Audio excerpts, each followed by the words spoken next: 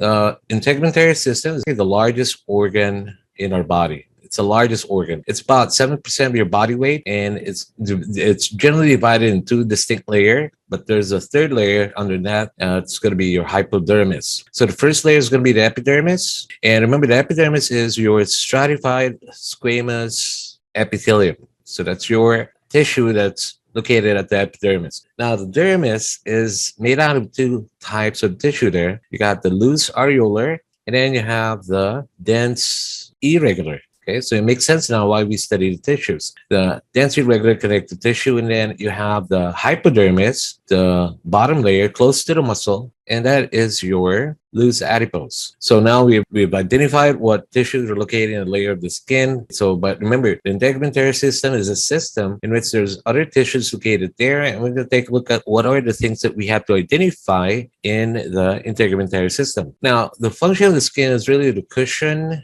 insulate deeper organs, and generally, the most important thing about your skin, it protects the body from bumps, scrapes, and cuts. So bacteria are usually seen on top of our skin. So the way the bacteria can go through is through a cut onto the top layer, the epidermis. So when cut comes in, when the cut happens, bacteria goes in, and then it goes into our dermis, which is going to be made out of your loose areolar and your dense irregular. Now, remember, within that area of the dermis, there's a lot of this matrix or spaces. So the bacteria can easily go through those matrix. But the good thing about that is we also have white blood cells that are scattered along the area of the dermis. So when there's an infection, the white blood cells generally start attacking that foreign organism. So there's quite a good protection located at the dermis. But in order for an infection to come in, you got to make a cut through the epidermis, which is stratified squamous epithelium, and that will actually allow the foreign substances to go into the dermis and invade the skin. Now, one of the functions of the skin is also to protect the body from chemicals, because the top layer,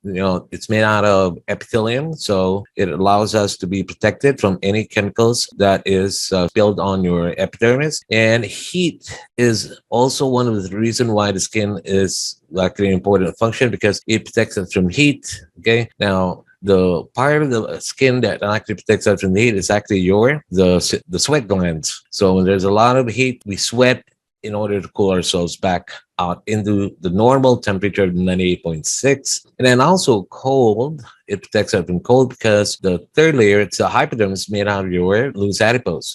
It feels like it's a jacket that covers our body against cold. Now, we also consider the skin as a mini excretory system, because in the sweat gland secretes your water, but it also secretes some kind of urea. It's similar to what the kidney does, but it's a minute amount, but it's also a means of excretion of this waste product. One of the most important, again, structure that's important in the skin is the structure in your skin called the melanocytes. So the melanocytes are cells that have pigments, and they're the one that protects us from the UV rays from the sun. And a couple of things that makes us protected also on our skin is actually the sensory receptors, which has an associated nerve endings, and that allows us to get out from something painful and prevent us from any damage. So we have a lot of those sensory receptors on top of your skin. So when we talk about anatomy of the skin, this whole picture is anatomy of the skin. So the whole thing is what we actually are studying, which is anatomy of the skin. So to start with the left side. So on the left side, it tells you the layers of the skin. So the top layer of the skin is called epidermis. Now, if you notice, the epidermis is made out of stratified squamous epithelium. Now, the top layer of generally the skin, the outer surface of your body, is keratinized. So the top layer is hardened by the protein called keratin. Now, the second layer underneath that, it's going to be the dermis. So the dermis is now divided into two parts. We have the papillary layer on top and the reticular layer at the bottom. So the dermis has two parts. The papillary layer is actually about 1/10 of the area of the dermis, but the reticular layer is going to be about 9/10 of the area of the dermis. And there's different tissues located in that layer. There's the dermis, we have the loose areolar, and then we have the dense irregular connective tissue. In the last layer, the bottom, and remember, it has dotted lines there because it depends on how much fats is being deposited there. That is going to be your hypodermis. One of the things that you should remember is there's other names that are used for this layer. The other name is called superficial fascia. So that's another name for the hypodermis. Now, another name that actually is described as a hypodermis is called the subcutaneous tissue. Subcutaneous tissue. Now, if you take a look at this layers, you can understand why we do our injections. First of all, underneath the hypodermis, everything is now muscle. Now, if you heard about an injection called intradermal injection, such as your TB skin test, the chemical that we inject out on the TB skin test is injected at the dermis. So that's the reason why we angle that at about 10 degrees on top of your skin, because we're trying to inject it here at the dermis. So when that is injected on the dermis, remember, there's a lot of these white blood cells are located there. So if you're actually positive for a skin test of TB, the white blood cells start to attack that chemical that we injected at your dermis. So that will give you a positive skin test. So that means that it is recognizing that you have some kind of previous infection on the tuberculosis organism. And another injection that we use is the subcutaneous injection. So when you do a subcutaneous injection, another name is the hypodermic injection. So we're injecting the chemical, which is a medicine usually, onto the adipose tissue. And the reason for that is because the chemical that we inject in the subcutaneous tissue is fat soluble. And what is located at your adipose tissue? It's fats. So that's how we inject that into the hypodermic needle, or what we call the sub-Q needle. So now, if you take a look at the different layers, you can actually understand why we inject that in directly into those layers. Now, the last injection is going to be the intramuscular injection. Remember, the subcutaneous hypodermis, you angle it's 45 degrees. The intradermal is 10 degrees.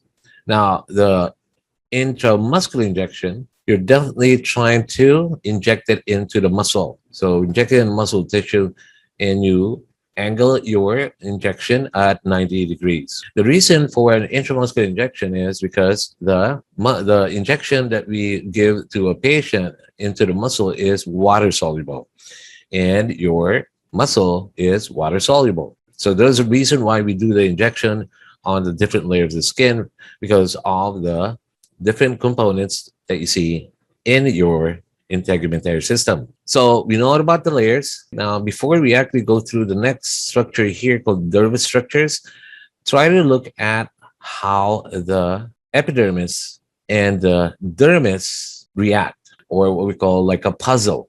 So these are called your epidermal pegs. It's wavy, and they project downward into the dermis.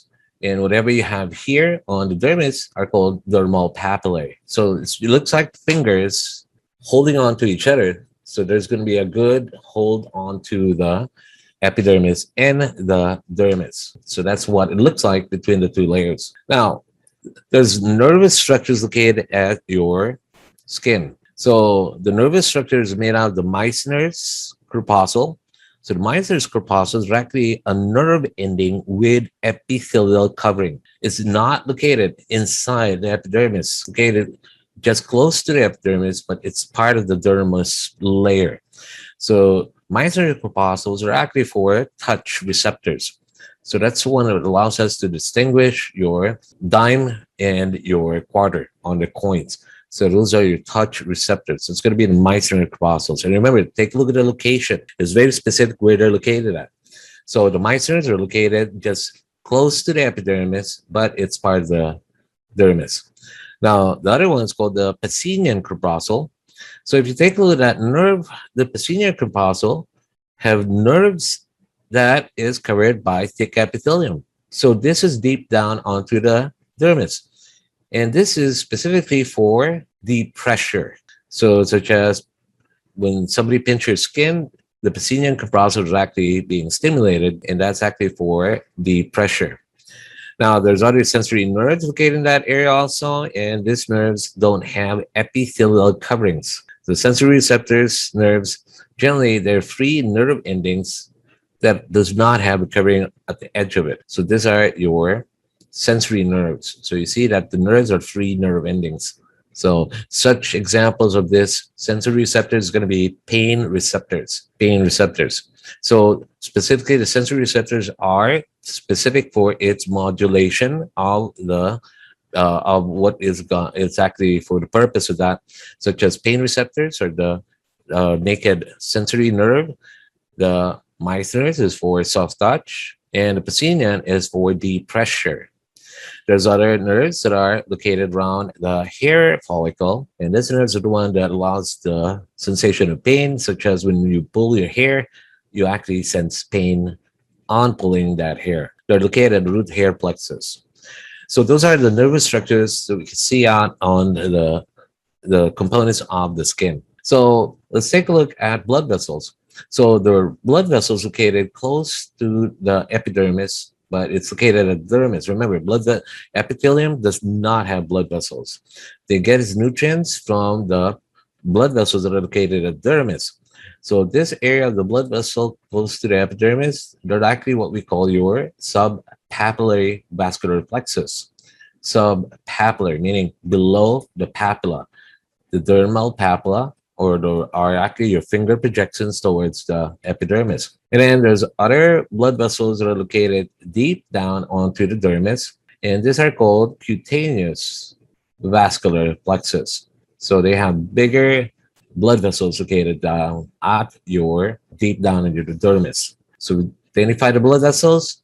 Now let's take a look at some of the structures within the within the integumentary system. Now the hair is divided into two parts. So when you see the word hair root, it means any part of the hair that is located below the skin. That's the term for the hair root.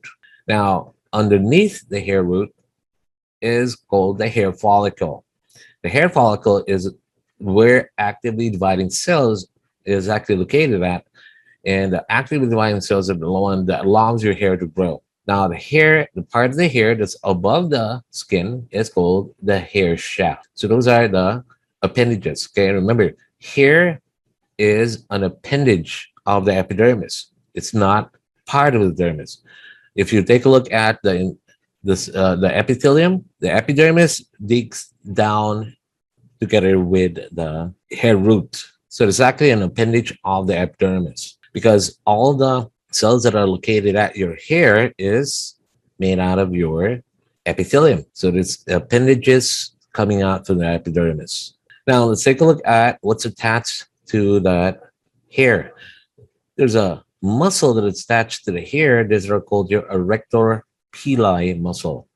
That muscle is activated by the autonomic nervous system. And when somebody gets scared, the muscle contracts and allows the hair to go upright. And that is called goosebumps. So that is the one that pulls your hair on your skin upright, and that produces what we call the goosebumps. So then we have glands. So the first thing is the glands that are attached to the hair root. So they're actually close to the hair root. These are called sebaceous gland, or your oil glands. So they're the one that secretes oil, so that when it goes on to the surface of the hair, it protects the hair from desiccation or dehydration that is coming from the sun.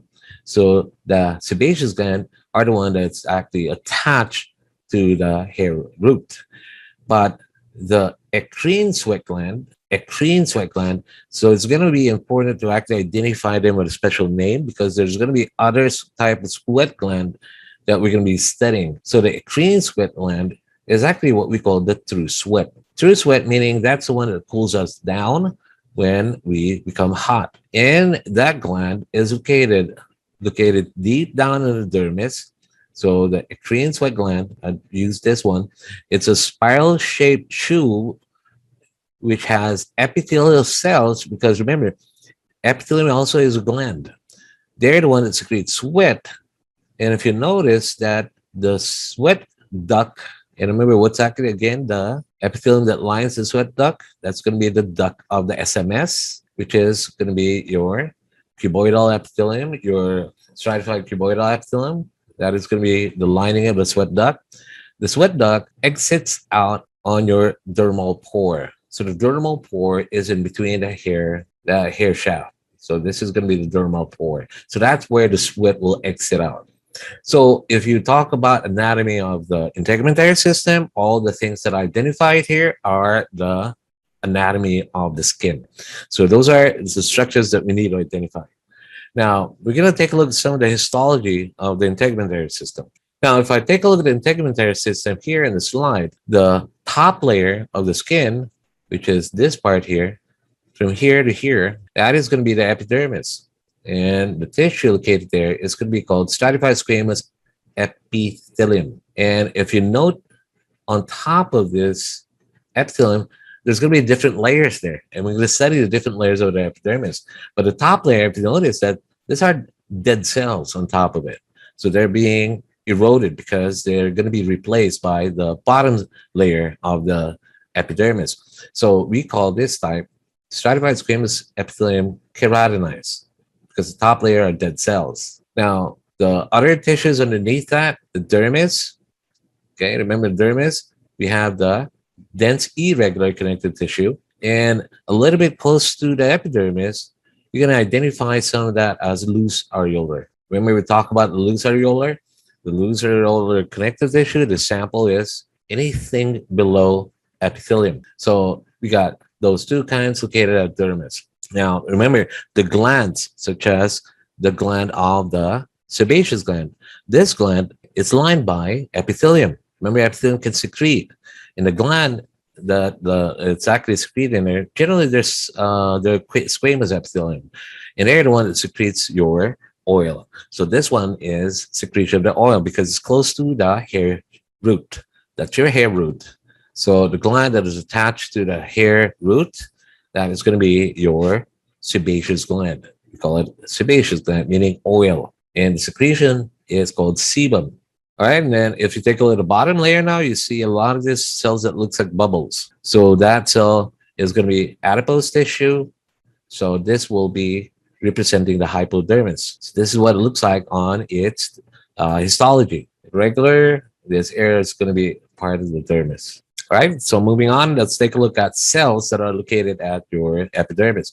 Because we're going to study the cells because these cells are actually in layers, the epidermis. So the cells inside the epidermis is what we call keratinocytes. The reason why they're called keratinocytes because they secrete what we call keratin, which is a protein. And generally, you see a lot of this fibrous protein accumulating in the top layer. And the purpose for that is to protect the skin. Now, that is going to be at the area of the stratum spinosum. Then take a look at the different layers, but generally, we'll just mention the type of cells that are located in the epidermis. Now, the melanocytes are cells located at the basal layer, at the bottom layer. At the bottom layer of the epidermis, we have what we call melanocytes. This melanocyte is the one that manufacture and secrete the pigment that actually produces some color in the skin, and this is allowing us to be protected from the UV rays from the skin. That is going to be called melanocytes. They're generally located at the bottom layer of the epidermis. There's another one called the Merkel cell. Remember, in the epidermis. Now, this Merkel cell is actually nerve endings that is located close to the bottom layer of the epidermis. Remember, the myciners is different. The myciners that I mentioned was located just at the dermis, very close to the epidermis, but it's not at the epidermis. But the Merkel cells, we're going to see later on some pictures of this. They're the one that's embedded to the bottom layer of the epidermis. And those are for sensory nerve endings. Those are called Merkel cells. Now, Langerhans cells, again, Langerhans cells is just a fancy name for macrophages. Macrophages are white blood cell. So we see some of these white blood cells that are located at the epidermis. So somehow we still have some kind of a protection in the top layer of the skin, the epidermis. So those are called Langerhans cells. Now, this picture here in the next slide, this is what you call your melanocyte. So the melanocytes are the one that produce your pigment granules called melanin. So that produces the different color of a skin darkening color of the skin. And generally, the purpose of this is to protect us from UV rays. So this is what the cell looks like on a magnified view. But if I take a look at the layers of the epidermis, the melanocytes are located at the bottom layer and they extend through the spaces between the cells. They look like an octopus. So the arms spread down at the spaces of the cell at the bottom layer. They look like octopus's arms. And inside them is going to be your melanocytes. I mean, melanin, pigments that are scattered through the cell itself, right? So this is how it looks like on the bottom layer. Since we know there was a bottom layer of the epidermis, so now we're going to talk about layers of the skin, layers of the epidermis. The layers of epidermis, so the epidermis is actually just from here to this layer. So those are actually the layers of the epidermis. We're not talking about the layers of the skin. This is just the epidermis itself. So the bottom layer, this is on the right side, the schematic diagram of the histology slide on the left. So the right side, you can see that the bottom layer of the epidermis is called stratum basale, the basal layer. And remember, the stratum basale is also called the stratum germinativum. So the word germinativum means the cells located in that area, they germinate. They germinate, so they're pushing old cells from the top layer, they're pushing it up until they died off. And that's the reason why the cells on top actually becomes dead cells. Remember, this is for the keratinized. But on the non-keratinized, the old cells are being pushed up, but some cells there are still alive. So the first layer is called the stratum basale. So we're going upward until we reach the surface. The next layer is called stratum spinosum. Okay, the stratum spinosum. So again, there's a description of this name called spiny layer. They're called stratum spinosum. So that the area of the layer above the basale, the cells looks like they have spiny edges. And that's the reason we call it spinous spinosum. But generally, they found out that you only see the spiny layer, it actually produces what we call a spiny appearance only when you put it on a slide. When you put it in a slide, it produces that artifact. So it looks like the layer is going to be spiny in that area. So we call it the stratum spinosum. Now, the next layer to that is going to be your stratum granulosum. So the layers that has a lot of these granules on that layer, that are called the stratum granulosum. Now, later on, you're going to realize the reason why it has stratum granulosum, it's because the stratum granulosum has lipids, fats.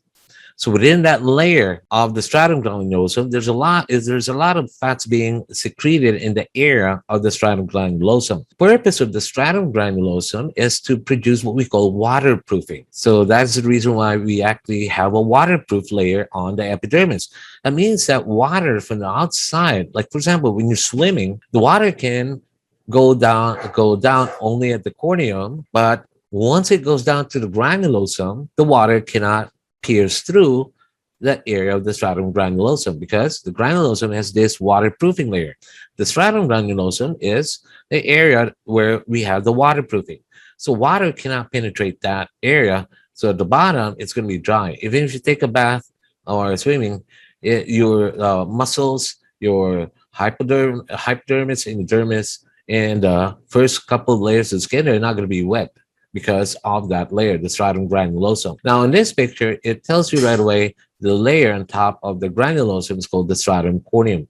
These are going to be, later on, going to be replaced. Those are the one that erodes on top layer. That is called the stratum corneum. But when you have other slides, there's going to be another layer just above the granulosum. That is called the stratum lucidum. The stratum lucidum is just like a clear layer located above the granulosum. And this is usually seen only in thick skin. The stratum lucidum is only seen in thick skin. Where is the thick skin located at? At the palms of your hand and the sole of your foot. So when you see samples taken out from the sole of the foot or the palm of the hand, you have what we call the stratum lucidum. Since it does not have the stratum lucidum in this picture, it means it's not coming out from the palm of the hand or the sole of the foot. That's why the last layer is the stratum corneum. And those are the layers of the epidermis. So let's take a look, a couple of things here that we describe on the cells of the epidermis. Now, in the stratum spinosum, This cells is the one called the Langerhans cells. Remember, Langerhans cells are macrophages. They're the one that kills any foreign substance that penetrates through the epidermis. So that is called Langerhans cells, part of the immune system, immune cells that protect us from any infection. Now, this is the Merkel cell. So the nerve is located at the area close to the epidermis, but the tip of the Merkel cells that has your epithelial covering, it's penetrating down at the stratum basale, and that is what you call a Merkel cells. The yellow part here is called a nerve, and the purple part on top of it is actually made out of epithelium. So this is your Merkel cells. Remember, the Meissner is located here. The Meissner is located at the bottom, close to the epidermis. It's not penetrating the epidermis.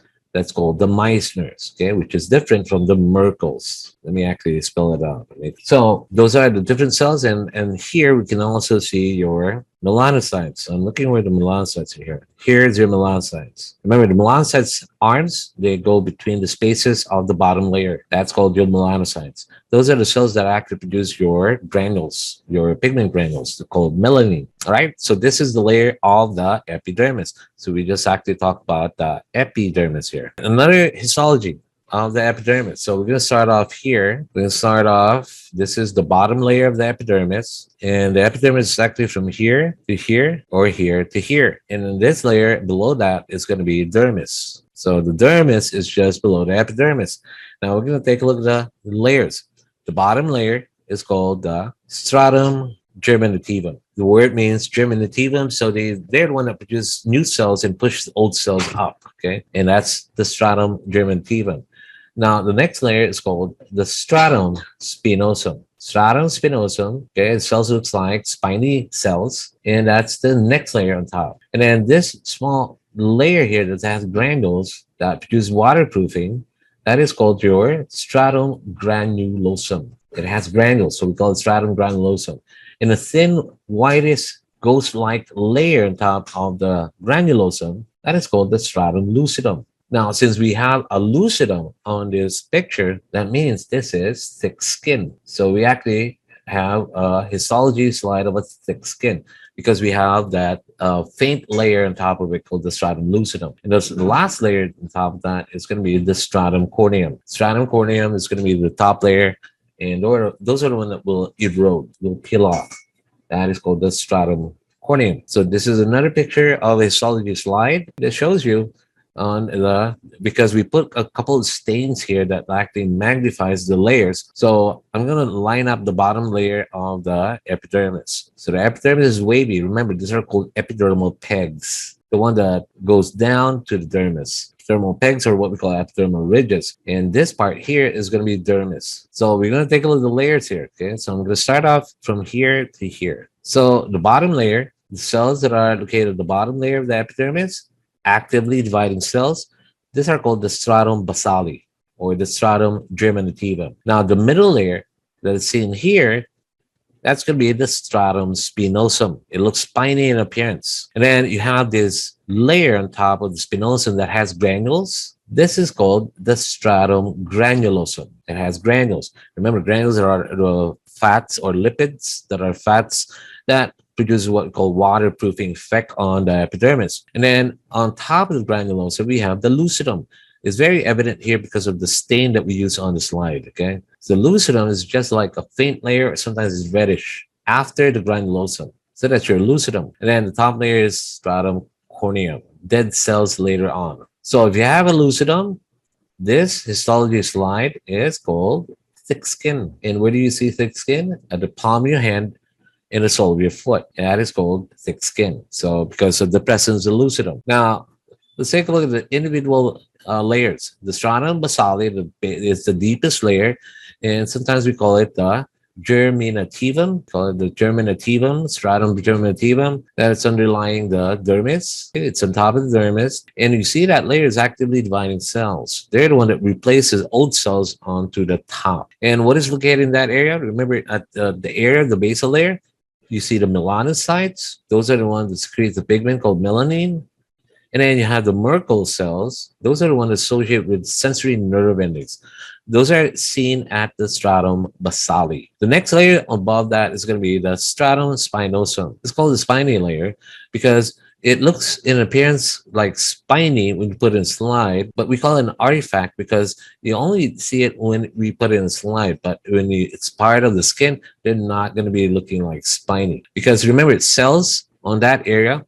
They are attached to the different cells. Remember, our epithelium is cell, and they're attached to each other by what we call your intermediate filaments. That is the specialized adhesion contacts between the cells, and then that is going to be the reason why they becomes spiny appearance because when you put in slide they become dehydrated but they still are attached to each of the cells.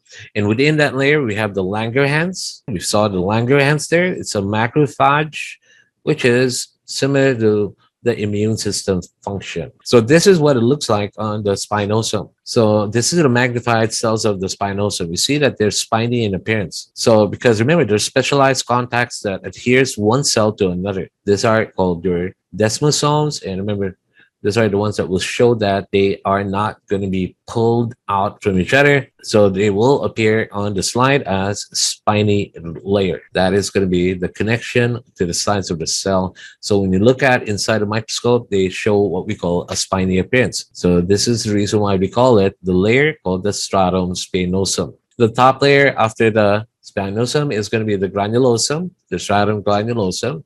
It contains what we call keratinocytes. And we have tonal filaments, and the tonal filaments are the one that produces your granules and the lipids. So the structure located at the stratum granulosum generally has these granules that produce that deep dark color of that layer. It's actually called keratohyalin granules. And there's going to be laminated granules, which are actually made out of glycolipids. Lipids means fats. And they're the one that produce what we call the waterproofing effect of the top layer of the epidermis. The next layer after that, and you only see it only in thick skin. That's called the stratum lucidum, or what we call the clear layer. They're usually located only in the area of thick skin, the palms of the hand, and the sole of the foot. They generally contain dead keratinocytes just above that layer in the stratum lucidum. Now, these are the layers. So I see spiny appearance of the cells. That's my stratum spinosum. So if you go up, these are the dark layer on top of the spinosum. This is your granulosum. And then you have this light layer, a small layer on top of it that looks a little bit like clear. That is stratum lucidum. And then the stratum corneum is going to be on top. The basale is not seen on this magnified in a very high magnification. And the last layer now on top is called the stratum corneum. We call it a horny layer because it's made out of thick, dead keratinocytes, and the plasma membrane is thickened with keratin. And that's for the purpose of protection against abrasion and penetration. So that's one of the reasons why whenever you hit your arm on a table, it doesn't actually produce a scratch as much because it is really protected by the stratum corneum. Now, this picture shows you about the dermis now. So we finished the epidermis. Now we're going to the dermis. The dermis are located below the last layer of the epidermis. So I'm lining up my epidermis. So anything below that is going to be the dermis. So again, we said that is a papillary layer. The top layer is a papillary. So it includes the dermal papillae, which are finger-like projections towards the epidermis, and a finger-like projection below towards the dermis of the epidermis called the epidermal peg. So the first layer is papillary, and the rest of the layer is about 80% thickness called the reticular layer. So we got two layers of the dermis.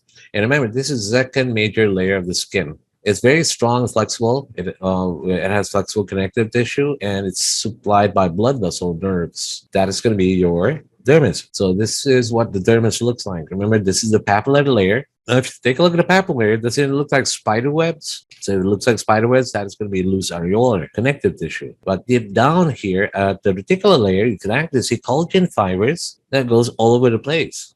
So didn't we describe that as dense, irregular? So that is what it looks like in this area of the dermis. All right, next. Okay, this is actually what we call flexure lines of the hand. So those are the flexure lines of the hand. Because remember, your hand keeps on closing and producing those creases. Okay, so this is flexure lines. We call it creases around the palms. Those are creases of the palms. We also have creases on the digits because you keep on moving those digits, so it produces lines called flexure lines. Now, we we now go on to the last layer, the hypodermis. So the hypodermis, that's deep to the skin. Again, as I said, another name for that is the superficial fascia. Superficial fascia, they also contain a little bit of the alveolar. So they also contain a little bit of the alveolar, but generally they have majority of that is adipose connective tissue. Now, as I said, it depends on how much adipose it is, because that is where your fats are being stored. That is the area of the fats that you're stored here, especially in your tummy and your skin. And this is because, remember, we don't utilize fats. We only utilize your sugar, carbohydrates, or what we call glucose for energy production. So any excess is, especially the fats, they're going to be stored down at the hypodermis, okay, as your adipose cells. So the hypodermis is anchored down on through the underlying structure. It's going to be the muscle. And since it's actually made of fat, so it helps insulate the body.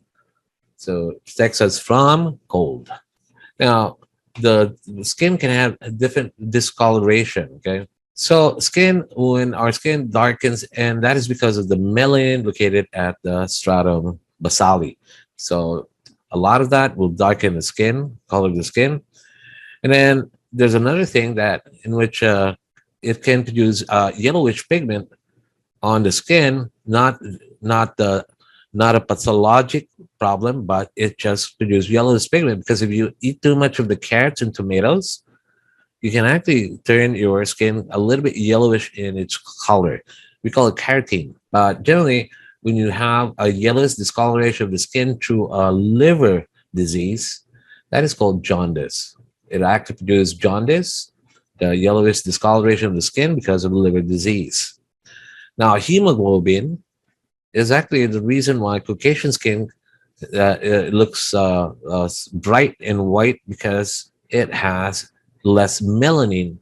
So when there's less melanin, you can actually see through the skin where the blood is. Okay, and that's called the crimson color of blood. Right. So those are the different things that a skin can change in the color. Now remember, skin also have what we call your cyanosis color. Okay, cyanosis means it's a decrease in oxygen in the blood, and that produces what we call the purpose discoloration, especially in the lips. That is because of decreased oxygen in your blood. That is bluish discoloration of the skin. So now let's take a look at skin appendages. Okay, remember skin appendages, they have the nails and the hair. Okay, nails and the hair are epidermal appendages. It's a scale-like modification of the epidermis. So your nails is made out of hard keratin. Okay, it's made out of the hard keratin. So I'm just going to be briefly identifying the most important structure of the nail. Okay, the free edge, the one that you keep on cutting with a nail cutter, that's called the free edge. And on top of your fingers is going to be the body of the nail. Then the root is the one embedded down on your skin. And then you have the nail fold that covers the root of the nail. And then you have this tissue that protrudes forward on top of the nail. That is called your eponychium, or what we call a cuticle. That's going to be the eponychium, or what we call the cuticle. So those are the structures that we just need to identify in nails. Now the other one is going to be the hair. Again, hair is an appendage of the epidermis. It's generally a flexible strand of dead keratinized cells. Okay, they have hard keratin located in that layers, and you have the chief part of the hair, the root, is described as anything embedded in the skin, in the shaft, is anything projecting above the skin surface. And your hair structure is made out of the medulla, the central core, the cortex, surround the medulla, and the cuticle, which is going to be the outermost layer. Those are the specific structures that we're just going to be identifying in the hair. So the medulla is the central core. Then after that, you have your cortex, which surrounds the medulla, and then the outer edge is going to be the cuticle. And after that, you got a lot of this follicular swell cells that covers that central area, and that is going to be your sheets, okay? And epithelial sheets, and one that makes the width of your hair shaft. All right, so now we're gonna now shift now to the glands, okay? So as I said, the glands is made out of sebaceous or sweat gland. Sebaceous gland is called holocrine gland. So generally we have the word holocrine. Holocrine, it means secretions, the cells surrounding the gland, they break up to form the secretion. So that's the reason why we call it holocrine gland. And the secretion is called sebum or oil. Okay. So the function of the sebum, it collects dirt, softens, and lubricates the hair and also the skin. So the area where you see the sebaceous gland is usually attached at the hair root. So all of this are sebaceous gland. And remember, it's called holocrine. So the sebaceous gland produce secretions to the hair root and reaches up into the hair shaft. So that's going to be the sebaceous gland. So whenever you want to look for the sebaceous gland, look for it attached to the hair root. Now, the other gland is called the sweat gland. And another name for sweat gland is called sudoriferous gland.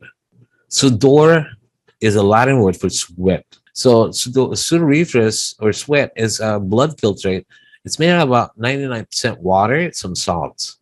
But remember, I told you that the skin is also a mini excretory structure, because generally the sweat can actually also contain traces of metabolic waste such as urea. Remember, urea is usually the excreted out in your kidney, but on your sweat, sometimes you can have about 2% of that as urea. So it's just a mini excretory structure also. Now, this is what it looks like on your glands of the sweat. On the duct, remember, it is your stratified cuboidal epithelium, but the glands, all of them are squamous epithelium. So that's actually what you call your sweat gland. And remember, special name for that is eccrine gland. I want to specify that because there's another type of sweat gland. So I told you about the eccrine gland, sometimes it's termed merocrine gland. That is what we call true sweat. Another type of sweat gland is called the apocrine gland. Now, where's that apocrine gland located at? It's also secreting sweat, but it produces special kind of sweat called the musk. So the musk is the one that attracts a mate, okay? But remember, we lost the sense of smell when actually evolved into humans. So these are used by lower form of animals such as dogs, cats, and your bear.